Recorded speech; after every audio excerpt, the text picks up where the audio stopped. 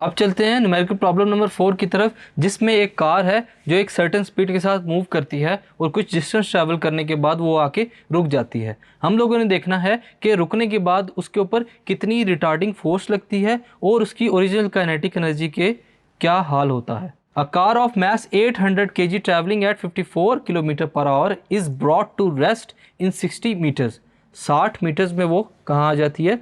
रुक जाती है। Find the average retarding force on the car, what has happen to original kinetic energy.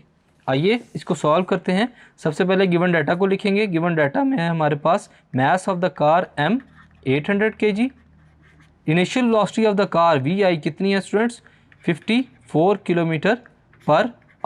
अब इसको चेंज करेंगे हम लोग मीटर पर सेकेंड के अंदर। So vi will be equal to 54 multiply by 1000 divided by 60 multiply by 60 which is equal to 15 metre per second. ये हमारे पास इनिशियल वेलोसिटी की वैल्यू आ गई। फाइनल वेलोसिटी vf जो है रेस्ट पे आने के बाद 0 मीटर पर सेकेंड, और total distance of the car d जो उसने ट्रैवल किया है वो कितना है? 60 मीटर्स। हम लोगों ने फाइंड क्या करना है स्टूडेंट्स? फोर्स यानी कि एवरेज रिटार्डिंग फोर्स F जो कि गाड़ी को रोकने में लगती है, और काइनेटिक एनर्जी को क्या होगा जब वो रेस्ट पर आएगी, ये भी हम लोगों ने फाइंड करना है। फार्मूला जो हम लोग सबसे पहले फोर्स के लिए अप्लाई करेंगे स्टूडेंट्स वो है third equation of motion. Third equation of motion क्या है हमारे पास? 2AD which is equal to FBF² minus VI का स्क्वायर। वैल्यूज को पुट करते हैं from Newton's law of motion. Newton's law of वो क्या होगा? F is equal to ma। हम लोगों ने सिंपल इसमें वैल्यूज़ को पुट करना है। F is equal to ma को हम लोग सिंपल उसी तरह कन्वर्ट करेंगे जिस तरह हम लोगों ने अपने टॉपिक में कन्वर्ट किया था। सो यहाँ पर हमारे पास क्या हो जाएगा?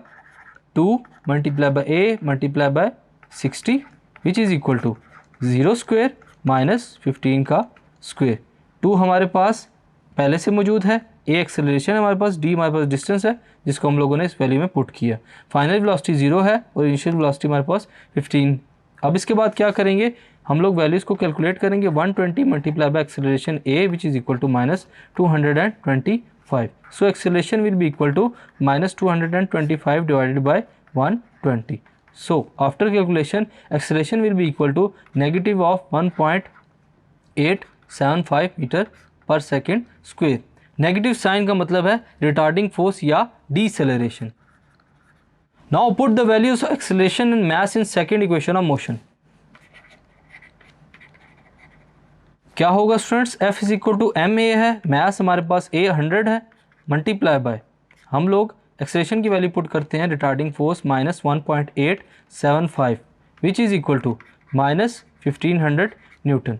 सो काइनेटिक एनर्जी की अगर हम लोग यहाँ पर बात करते हैं स्टूडेंट्स, तो kinetic energy has been decrease in doing work against the friction of force. हम लोगों ने देखा कि जब हमारे पास आंसर आता है F is equal to minus 1500 newton, तो उस हवाले से हम लोग देख रहे हैं जो रिटार्डिंग फोर्स है स्टूडेंट्स वो क्या करेगी? काइनेटिक एनर्जी को डिक्रीज कर देगी against the force of friction. So इस क्वेश्चन में हम लोगों ने देखा कि जैसे ही कार रुकने पर आती है, रेस्ट पर आती है स्टूडेंट्स, तो उसकी रिटार्डिंग फोर्स के साथ क्या होता है और काइनेटिक एनर्जी उसकी कैसे कम होती है। Thank you.